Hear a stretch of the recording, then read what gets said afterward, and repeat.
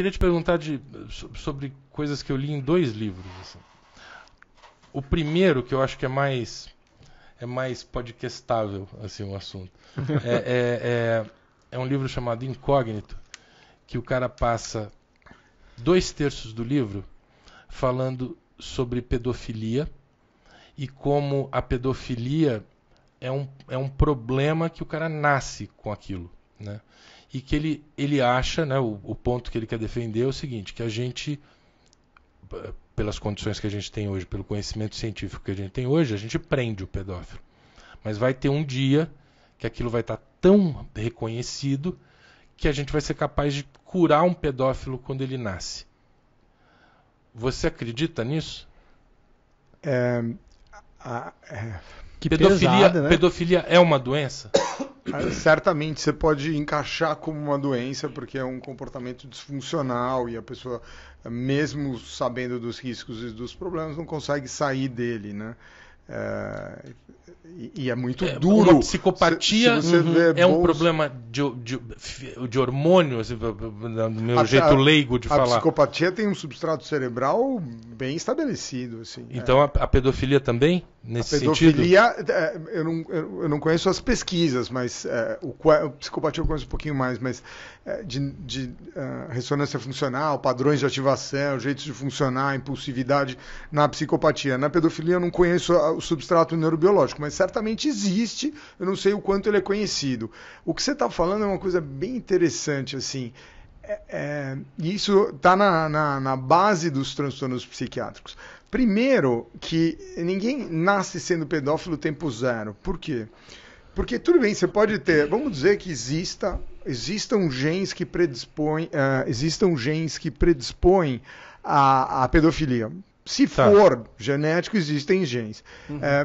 Nenhum fenótipo, nenhuma doença lá na frente, na psiquiatria, é totalmente predita pelos genes. Nem esquizofrenia, nem transtorno bipolar. Vamos dizer que são os quadros, vamos dizer, que teriam um impacto, ou déficit de atenção e hiperatividade, tivesse um impacto genético tão grande. Por quê?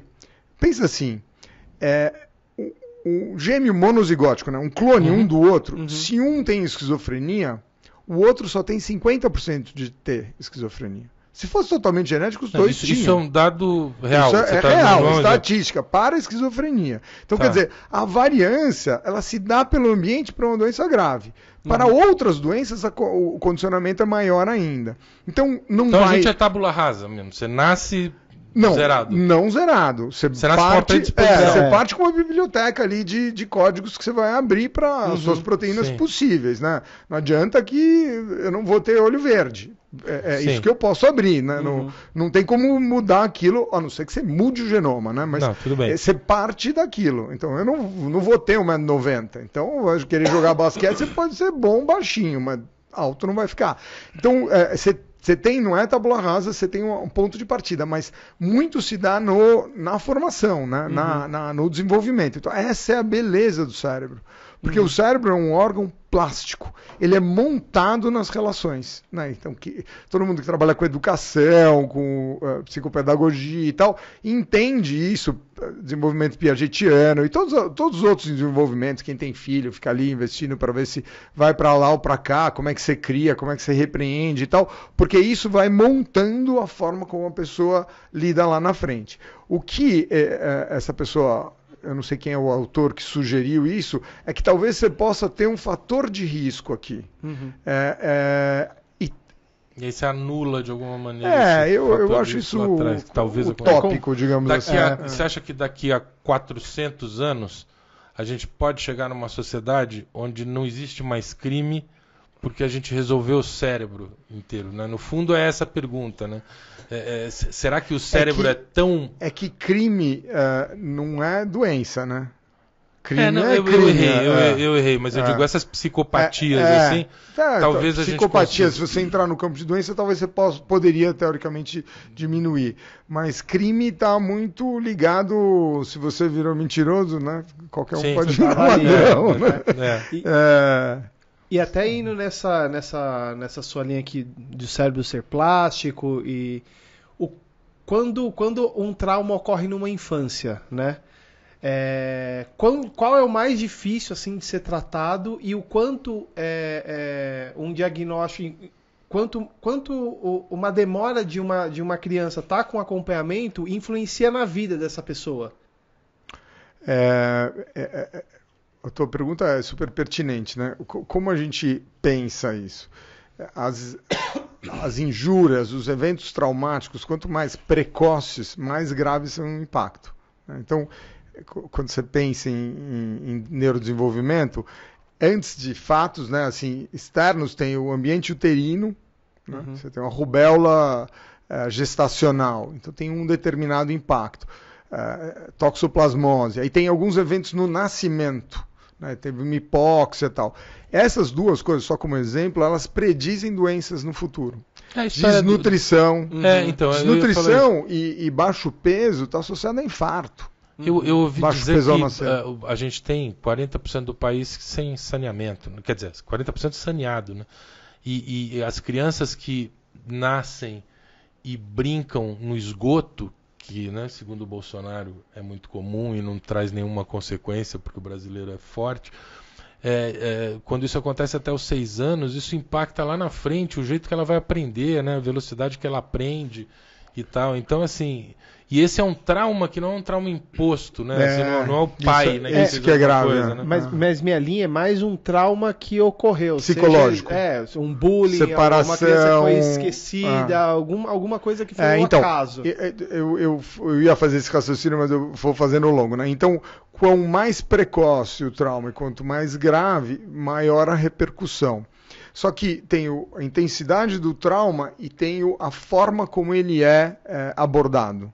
Um exemplo legal é aquele como chama aquele filme do Benini, no campo de concentração, A Vida é Bela. A Vida é Bela, ele convence, ele vai criando um ambiente, né, de fantasia para o filho e para ajudá-lo a passar pelo campo de concentração nazista e tal. É bonitinho, caricaturizado e tal, mas aquilo tem muito sentido. Se você cria um ambiente em que a criança pode se desenvolver e se sente amparada, segura, mesmo tendo tido um trauma, sim, você consegue mitigar os efeitos do trauma. Então, a resposta que eu posso dar para você é que é sempre um balanço entre a intensidade do evento traumático e o quanto o ambiente pode ajudar aquela criança a se desenvolver. Mas eu vou te dar exemplos. Eu acho que essa corte é da Hungria, que os ingleses seguem. Eu sabia todos os dados, eu não vou lembrar agora de cabeça. Mas é de muita privação. As crianças ficaram privadas de estímulo por muito tempo. Uhum. A evolução é muito mais grave do que os transtornos psiquiátricos que a gente tem. É muito mais grave. A dificuldade é de interação emocional. São seres né? São pessoas que têm autistas menos fabricados, assim. Diferente de autistas, sabe? Coordenação de violência e tal, porque não receberam informações, né?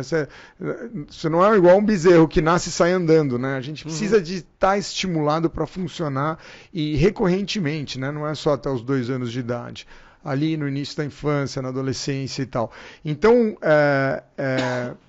basicamente a regra é quanto mais precoce e mais intenso, maior é o impacto lá na frente. E qual que é o trauma mais que é mais grave assim para ser tratado? Sei lá, é uma separação. Eu sei que isso depende muito do indivíduo, do ambiente, mas geralmente obviamente talvez uma agressão, né? Então, é interessante isso. Um dos maiores eventos traumáticos que você classifica em intensidade, que você vê em livro, é perda de filho. Perda de filho é um negócio porque é invertido. É difícil conceber, né? Não dá nem para pensar, assim, para quem tem filho. Mas isso é muito grave. Mas aí não dá para você dizer o que é pior ou o que é melhor. De acordo com o equipamento que o indivíduo tem para superação de trauma, o ambiente que ele vai ter. Porque você pode ter coisas muito pequenas determinando um grande problema. Uhum. Pequenas para quem está fora, né? Sim. Para quem está vivendo é diferente. Então, a história do evento traumático depende muito da subjetividade do indivíduo, do significado para o indivíduo do que está acontecendo.